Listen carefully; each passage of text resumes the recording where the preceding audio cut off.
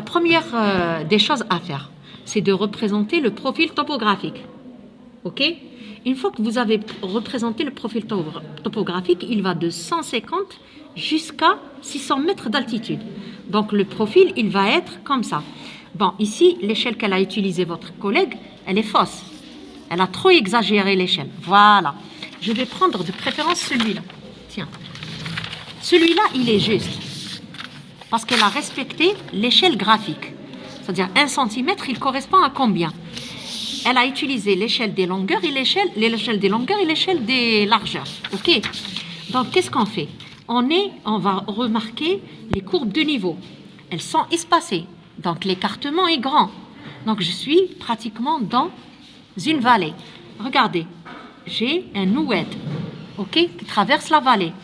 Moi, ce que je veux montrer dans cet exercice, je veux montrer ces failles. C'est des failles, c'est des plans. Une faille, la faille 1, la faille 2, la faille 3.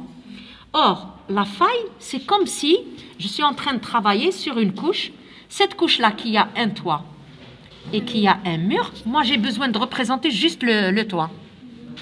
Une fois que vous avez appris à représenter une des deux surfaces, parce que c'est la même chose qu'une faille, après, on va vous apprendre comment juste manier le papier millimétré pour représenter toute la couche, comme je vous ai montré tout à l'heure. Donc, je vais prendre un point A sur le point le plus haut, qui est 350. Donc, le point A, il va tomber ici. Si je le positionne là, comme ça, mon point A, le voilà à prime. OK? Ensuite, je vais choisir deux points B et C pour montrer ça. Regardez, c'est comme si cette faille-là, j'ai ça dans une vallée, j'ai une faille qui est comme ça. Donc, j'ai choisi le point A qui est là et je vais choisir le point B et C qui sont là. Sur une autre, c'est pas le même plan. Ça, c'est une courbe de niveau. Et là, la base de mon stylo, c'est le deuxième plan. Alors, donc, je vais choisir un deuxième plan, B et C. Hadou B et C, ils sont sur la courbe de niveau laquelle? C'est la courbe de niveau 300.